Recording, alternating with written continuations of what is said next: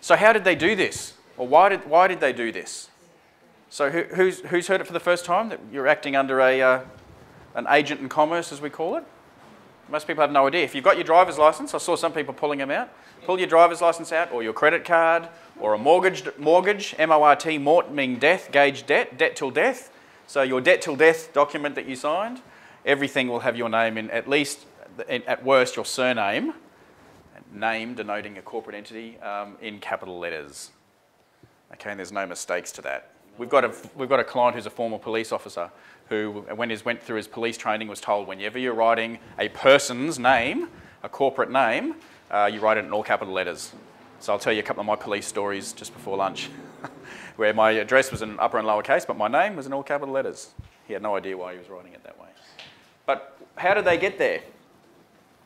Normally I bring a Bible, and we're not here to Bible bash, but what I can tell you is that the court systems and the law are based on what? They're based on the Bible. You make no mistake. In fact, we had a guy at the last course who's trying to become an Australian citizen, and it's part of the Australian citizenship exam and things you have to study is acknowledging that the Bible is one of the most important documents, and that's what the law is based on. So it's there for everyone to see. So what I normally do is have someone read out 1 Samuel chapter 8. Does anybody know what 1 Samuel chapter 8 is, the message? It's be wary of appointing a king. There is only one creator, so be wary of appointing a king, because that king may be corrupt and take the best of your sons and send them off in thousands, armies of thousands. Turn your daughters into perfumers, take 10% of the best of your crop and livestock, X, Y, and Z. It runs through this whole story about be wary of appointing a king, and a king is what? The government. So if you watch some of the rest of the Chromatica, it talks about the victim archetype, or the victim consciousness that we live in, and by allowing ourselves to feel that way, we feel we need a ruler. We feel we need this big, powerful force that apparently has our best interests in heart to allow us to be ruled. So if you read 1 Samuel chapter 8, it'll make it very clear that we need to be wary of appointing a king. So what I'm going to talk to you now is about the master-servant relationship. Okay, and I want you to just look through, as we go down the line here, who's the master and who's the servant? Yeah? So if we've got the creator, or God, or Yahweh, your first breath, created man. So we're God's gracious servants, and we're to report to one master. I'm talking about how the Bible's beliefs are here. What your beliefs are yours. So then in our infinite wisdom, as our infrastructure grew and we thought that we needed management, we created government to govern us. Yeah? And so what are government workers called? Public servants. So we're the master and they're the servant. Does it feel that way? Last time you had a chat with the ATO?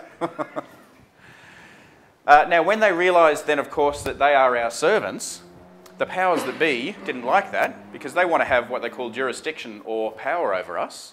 So they then created, you'll notice I've spelt it in all capital letters, corporate government. The Commonwealth of Australia is a proprietary limited company. Queensland Government is the Brigalow Corporation. Look it up.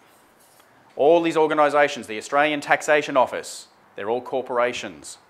Okay? And what's the lifeblood of a corporation? Profit. Thank you. So these corporations then, in around 1932-33, when most of the world went bankrupt, created your birth certificate. And they created you as a person.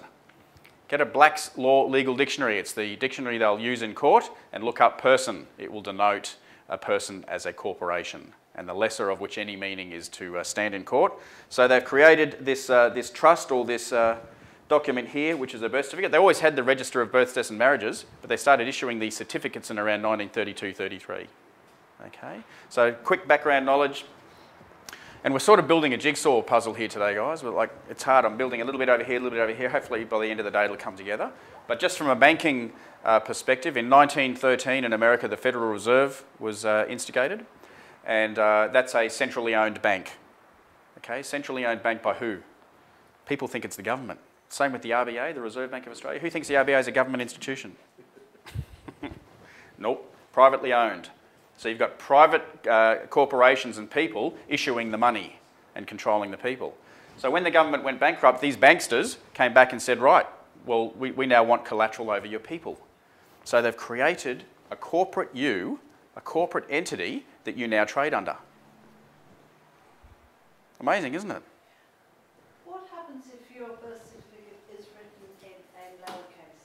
Some of them are in upper and lower case, but in italics. So under maritime law, anything in a box or italics or a bracket can't be seen or heard. Still fiction. Is this in a box? Is anything in maritime law admissible that's in a box admissible? What do you stand in to bear witness when you enter a courtroom? Witness box. You can't be seen or heard. If the name's written in lowercase, it's actually the common law title, and the common law title is the name, or the title that's gifted to the parents, or gifted by the parents to the child, I should say. So there's a common law title on the document, and there's a family name on the document, and in our minds we associate them. But they're not the same. They're very different. And you continually enjoy what they call joinder yourself to this corporate entity, and every time you do that, you relinquish your rights, your unalienable rights as a being. So they've created this person down here that's now been traded. Your original birth certificate, this isn't Steph's, the original one will be probably sitting in a Swiss bank somewhere with a few stamps on it, has been mortgaged. There's what they call an exemption account, or an offset account that's been set with your bond or your trust deed here. Who thinks they're running around as a trust or a corporation? What do you need to open a bank account? What do you need for your passport? What do you need to do anything? Get your driver's license or anything? They want to see this corporate entity. Sounds far-fetched? I thought it was far-fetched the first time I heard it, but actually it resonated as true as truth with me. It just started sinking in really big time for me. So they've then created this corporate person and given you a tax file number, just like they give an ABN number to any other corporation, or a birth certificate number or a social security number, which is up here, or a warehouse receipt, your state chattel, owned by the state. Remember what a certificate is? Now, this document's it's beautiful. They don't hide any of this, guys.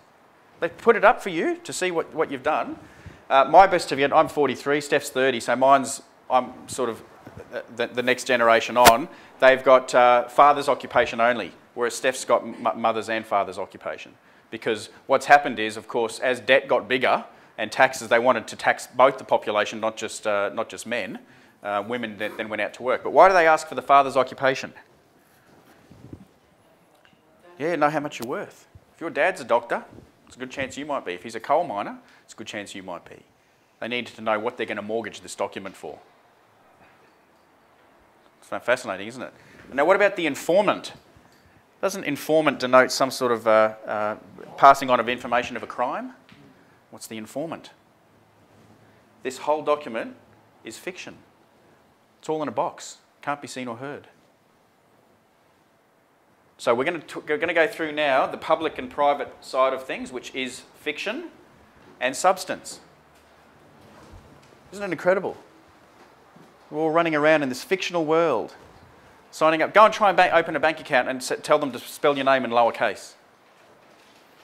You've been created as a nom de guerre dead person. That's actually not a birth certificate. It turns into a death certificate. Under trust law, in 45 days, it goes off to probate. You're actually running around as a nom de guerre dead person. How many rights does a dead person have? How many rights, what about a corporation? Isn't that what corporation stands for? C-O-R-P, dead? It's a dead man speaking. That's what corporation stands for. Does that mean I can claim insurance for being dead? For being dead? Yeah. Well, you're running around telling everyone you're dead every time you sign something under that entity. You can't pay tax, though. You don't pay tax, your corporation does. So we'll run through that. You can't be taxed. The Bible says you can't be, and you can't be put in servitude or usury. So you don't, but your corporation does. Just in relation to these, like these deeds of us, the real us, there's literally 6 billion pieces of paper sitting somewhere in the world. Yeah. Why do you think Australia puts on a big party when they have 3,000 people at once become citizens? Because Australia's just taken on all that money. Your eyes will be opened the more you go through, and when you leave here today, you'll start seeing things very differently. So there's a very public and a very private side to the way we exist. Okay, the public side is all about fiction. They've created this big smoke and mirrors persona or person. Okay, whereas on the other side, are we not men and women? Are we dead? Are we nom de guerre dead people in corporations, or are we men and women? So when they write your name in capital letters, okay, we'll show you now how to write your name in what's called quantum English or truth language. So rather than writing your name John James Doe, you'd write it John hyphen James, sorry, not hyphen, full colon John hyphen James full colon Doe. Full colon, if you look in an international styles or any styles manual, denotes a prepositional phrase. Okay, so you're actually noticing people that you are a noun. You are something of substance by writing your name that way. I see a lot of people even writing to us and in their emails and they're writing their name this way. They don't even know why. Don't use information if you don't know why you're doing it. So you can watch David Wynne Miller's stuff, but please start denoting yourself as a noun or a factual being in future.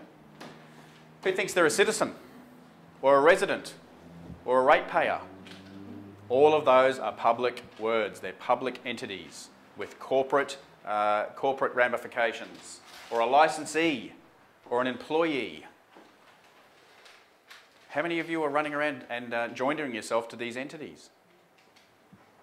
Are we not sovereign sentient beings? Sovereign meaning of the land, sentient means flesh and blood, spirit-filled beings. Are we not? We're not nom de guerre dead people. How we trade is through what we call is your agent in commerce or your birth certificate. That's the window between the two worlds that you are always signing off on. Look at the documents when you go and get your driver's license. You will be relinquishing your rights by identifying yourself as this entity. So whether you're doing it with knowledge or without knowledge is up to you from now on. Under the public side, we operate, as you just saw, under Admiralty or maritime law, which was the law of the sea. And it was all about trade, wasn't it? And then they very wittingly worked out that that's how they could trade us. So you've got to remember, the whole civilised world was Europe, wasn't it, until 300 years ago? They didn't really know about America or Australia. And from there, the whole colonisation of the world revolved around trade and ownership and money. What about just the taxes? Building permit tax, cigarette tax, corporate income tax, GST, fishing licence tax. Fishing licence tax. I was fishing with my 9-year-old daughter a couple of years ago at Mullumbimby, and someone came running up to me and said, "Mate, you got a licence?" I said, "My driver's licence." "Yeah, no, your fishing licence." "So I'm just catching a fish with my daughter." "You need a fishing licence. You need a licence to catch one fish to put on the barbecue." Come on. Food licence tax, fuel permit tax, petrol, diesel tax, hunting licence tax, inheritance tax, that's a good one, inventory tax, payroll tax, liquor tax, luxury tax, marriage licence tax, property tax, service charges as tax, capital gains tax. So philanthropic. Road usage tax, vehicle licence registration tax, tax. Still think it's funny? Not one of these taxes existed 100 years ago. Does a wallaby need a licence to cross the road to eat the gum leaves on the other side? Why do we need one to visit our loved ones on the other side of the city? Do you know that it says in the Constitution that you have the right to travel from property to property unhindered? You do, as a sovereign sentient being. That's a ruling in the High Court. And the High Court said that the Australian Constitution must be upheld at all times. Otherwise it's treason. Look at all these taxes, look at all these laws. I'd love to go into court one day and say, Your Honour, before we get started, could I just ask you 3 questions? I just want to test you on 3 laws. What does it say under the Crimes Act, section 47, subsection B? Oh, you don't know. Okay, what about this one? Just read 3 of them out. And when they don't know, ask them, why is it conscionable then, or why is it appropriate that we're expected to run around and understand 7 million laws and statutes? Are they not unrevealed? How are you supposed to know that? What are they designed to do? Yeah. It's absolutely crazy. All of this is based on an adversarial or war footing. Conquering and taking for power. The mandate of the colonisation policies was take by force.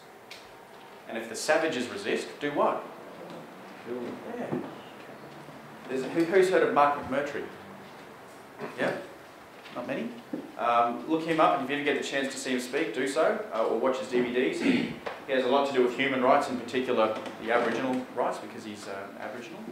And he's just got such a dry way of explaining things. He said, you tell me why 222 years ago, my brothers were out on the edge of the sea, and these funny boats started to arrive, and these people got off with these rectangular shaped hats and grey wigs and funny costumes, and they climbed the nearest hill and they stuck a pole in the ground with a rag off the end of it and proclaimed this land to be the king on the other side of the planet.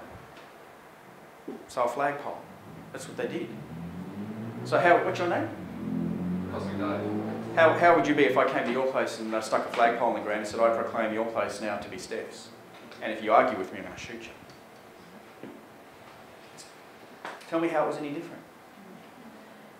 What was his name, Michael? What? Mark McMurtry. Mark. Yep. Can you spell me? I don't know, but you say it like this, McMurtry. McMurtry. Thanks. Mark, If you guys like, you can just email us. If I bring up anything that you need more satisfaction on, just email us, and we'll take about 3.5 weeks to get back to you.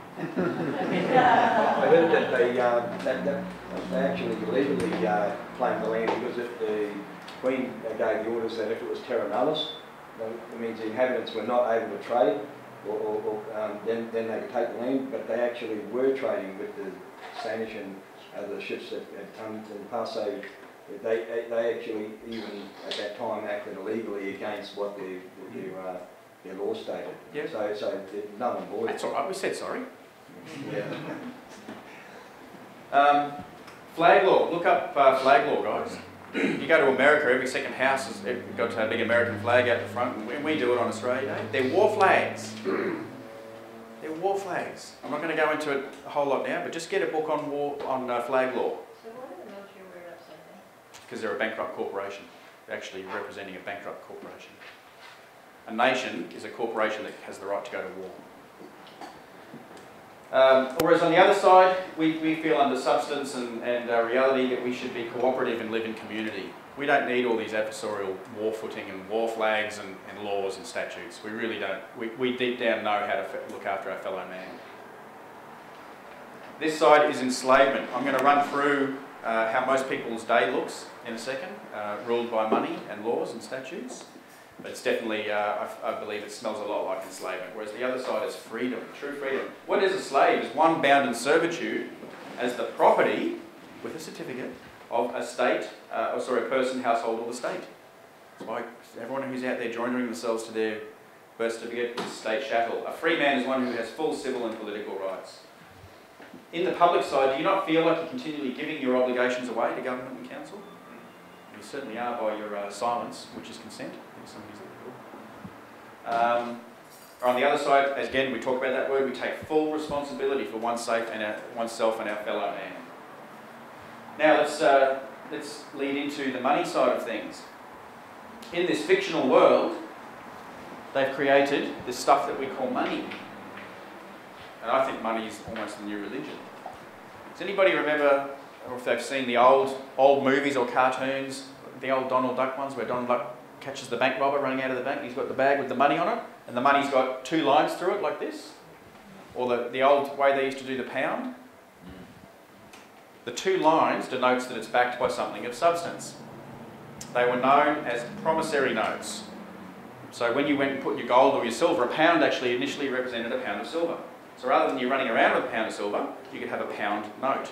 And that was a promissory note, a promise to pay, that you could take it and go and get the actual substance back. And then I don't know what year it was, I think it was around 1964. That happened. So now all the time, everywhere you see a dollar note or a pound note, it will have one line through it. Has anybody got a note on them? I think I do. No, I don't. I'm broke. Anybody got a note on them? That would have been in 1971 when You got it? 71 was it? Okay. So if you actually look at an Australian note, it doesn't have any of these in front of it. It's just 20 or 50. 50 what? And it won't have it written $50. It's written in italics, which can't be seen or heard. And so is the Australia. It's all written in italics. Have a look. So you're running around in your pockets with what's known as fiat currency. Fiat isn't the car. Anyone know what fiat means? It means by government decree. So they've issued you through the central banks with this currency that is fiat currency, which means it's what? It's backed by nothing. $5 that's got $5 in calories, does that mean? No. It's Meaning. It's meaningless. What are you going to trade it for? So, what's the most popular board game in the world? What are we trying to program our kids with there? Just have a look at the game of Monopoly. Do you play the game, or does your agent in commerce in the shape of a shoe or a racing car play the game? You two are big and important to get on the board, so you have a little icon that plays the game. You play with money that has what value? Oh, it's all a game, it's fiction, isn't it? What's the object of the game? Bankrupt everyone around you. And pay your rents and your taxes. Otherwise what? You go to jail.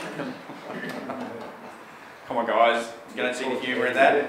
Actually, somebody at last week's workshop said that apparently the new Monopoly, there's no money now, it's actually a card. I'm kidding. A card, and it's all digital. I thought it was bad enough when they were $1 million notes instead of pounds or whatever it used to be. So that's the money system that we're running around in, which is all consumer confidence based, isn't it? Whereas on the other side we have the gold and silver, which is a real substance. Now whether you trade gold and silver or whether you trade shells or bird poo, something there is of substance. The notes are not.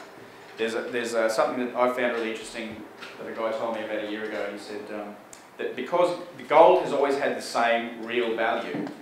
Okay, so back in Jesus' day, it would buy you a good quality toga and a nice pair of sandals, an ounce of gold. Now it will buy you, or 200 years ago, it would buy you a good suit and a nice pair of shoes. Today, an ounce of gold will still buy you a good suit and a nice pair of shoes. So the value of the gold hasn't changed, but the amount of this fiat currency that it takes to actually purchase something of value has increased. What is it now? About $1,200 per ounce? US? Sorry, Australian? So the value of our dollar is debasing. And we'll talk this afternoon about how that's come about through the banking system. How does everyone feel about the money that's in their wallet now? Okay, on the public side we have governments, government organisations, with either you being with the tax file number, or your ABN, or it used to be your Australian company number. I think you still have an Australian company number, but now an ABN is what you trade through, or your social security number, and they've not mostly been 9 digits until the ABNs came in. Now they've added a couple of digits in front, but they're all 9 digits. Whereas on the other side, we can show people how to operate privately. Who wants to operate publicly and who prefer to operate privately? You can operate through what's known as an NGO. Everybody's heard of an NGO? Okay, a non-government organisation. You don't want to play in those set of rules. You can set up a not-for-profit, and it's not -for-profit. Not 3 separate words, because when you hyphen it, you make what's called a compound noun, which has its own meaning. You are a not-for-profit foundation. Okay? Because profit and income and all of those words are public words that are taxable. On this side over here, not-for-profits can sustain you. Do we not have the right in this abundant world and universe, under whatever faith you have, to sustain ourselves? Are we not entitled to our undiminished dues? We are. Just start nodding, guys. You are entitled to your undiminished dues.